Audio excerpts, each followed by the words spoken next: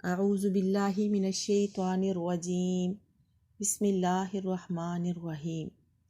قرآن پاک کی تلاوت کرتے ہوئے پارہ نمبر 24 فمن اظلم کی سورہ مومن کی آیت نمبر 60 میں نے دعا کی قبولیت کی چند شرائط کے بارے میں پڑھا تو دل میں یہ خیال پیدا ہوا کہ دعا کی قبولیت کی شرائط کے بارے میں مجھے یہ بات سب سے شیئر کرنی چاہیے، کیونکہ اچھی بات کو پھیلانا عین ثواب ہے۔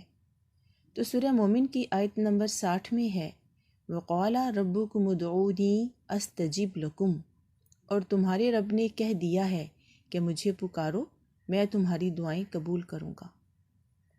دعا عبادت ہے اور دعا سے گریز تکبر ہے۔ اللہ تعالیٰ بندوں کی دعائیں اپنی رحمت سے قبول فرماتا ہے، اور ان کے قبول ہونے کی چند شرائط ہیں۔ عبادت کے لیے پاکیزگی اولین شرط ہے۔ دوسرے، جب ہم دعا مانگیں تو یقین اس کا لازمی جز ہے۔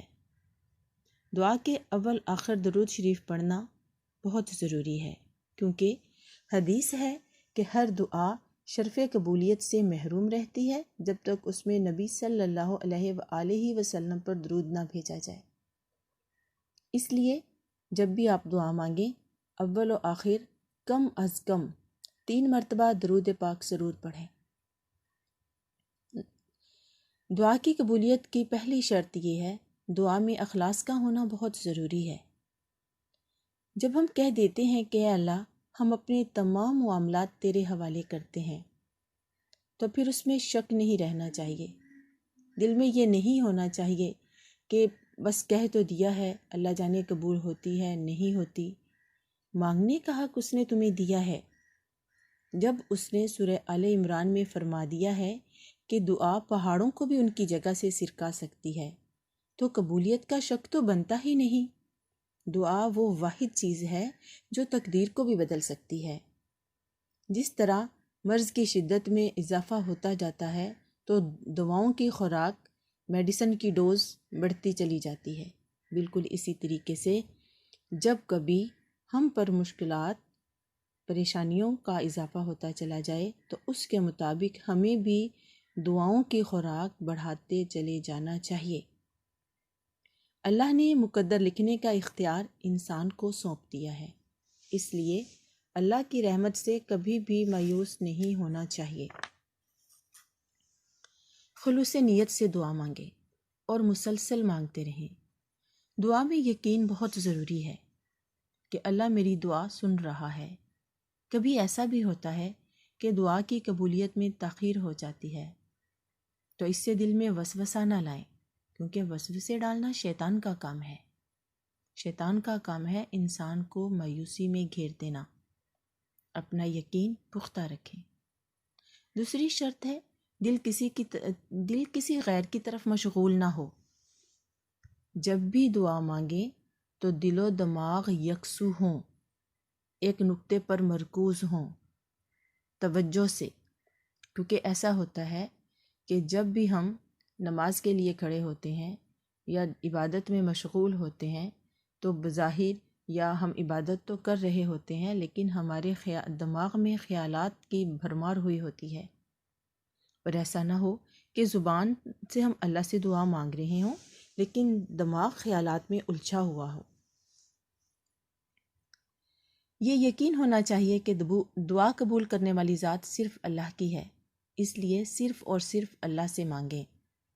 کسی اور سے مانگنے کا مطلب یہ ہے کہ ہمارا عقیدہ پختہ نہیں ہے۔ اگلی شرط، دعا کسی امر ممنوع پر مشتمل نہ ہو۔ کسی ایسے کام کے لیے دعا نہ مانگی جائے جس کام سے منع کیا گیا ہو، جو اسلام کے منافی ہو، جو اسلام میں جائز نہ ہو، جو کسی کو نقصان پہنچانے کی غرض سے ہو۔ کسی کا برا چاہنے کے لیے دعا نہ مانگی جائے۔ کسی کو ضرر پہنچانا ہمارا مقصد نہ ہو کہ یا اللہ، ہم ایسا نہ ہو کہ ہم کہیں کہ یا اللہ ہمارا تو بھلا کر دے اور دوسرے کو اس میں ناکام کر دے اور ہمیں کامیاب کر دے۔ اس لیے یہ بھی شرط ہے کہ دعا کسی امر ممنوع پر مشتمل نہ ہو۔ اللہ کی رحمت پر یقین ہو۔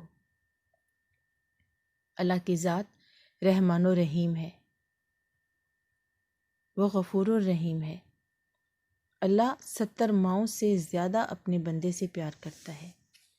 عام سی بات ہے کہ ہم اپنے بچے کو کسی دکھ تکلیف پریشانی میں نہیں دیکھ سکتے۔ ہم کوشش کرتے ہیں کہ ہمارا بچہ مایوس نہ ہو، مایوسی اس کے قریب نہ آئے۔ اگر ایک ماں کے پیار کا یہ عالم ہے تو اللہ تعالیٰ تو 70 ماؤں جتنا پیار کرتا ہے۔ تو یہ کیسے ممکن ہے کہ اللہ کی رحمت اپنے بندے کے ساتھ نہ ہو؟ اس لیے یہ یقین پختہ رکھیں کہ اللہ کی رحمت میرے ساتھ ہے۔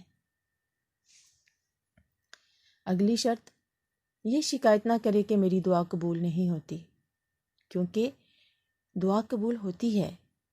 حدیث شریف میں ہے کہ دعا کرنے والے کی دعا قبول ہوتی ہے، یا تو اس کی مراد دنیا میں ہی اس کو جلد دے دی جاتی ہے، یا آخرت میں اس کے لیے ذخیرہ ہوتی ہے۔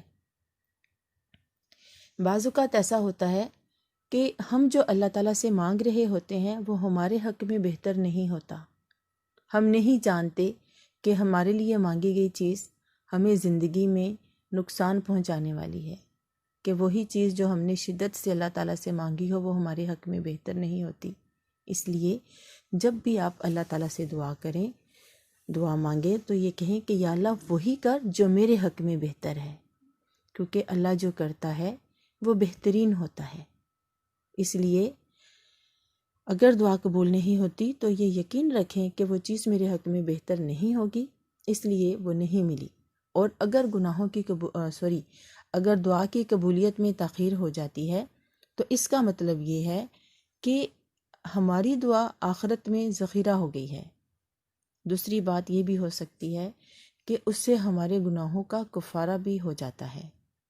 اللہ تعالیٰ دعائیں کبھی رد نہیں کرتا، اس لیے دعائیں کبھی رد نہیں ہوتی۔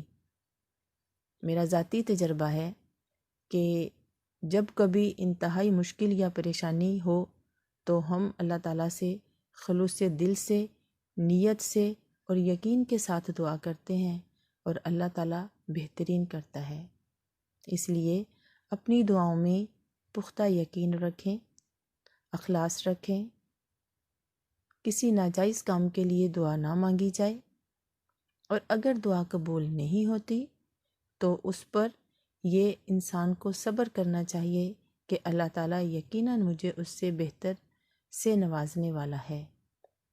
اس لیے دعائیں کبھی رد نہیں ہوتی۔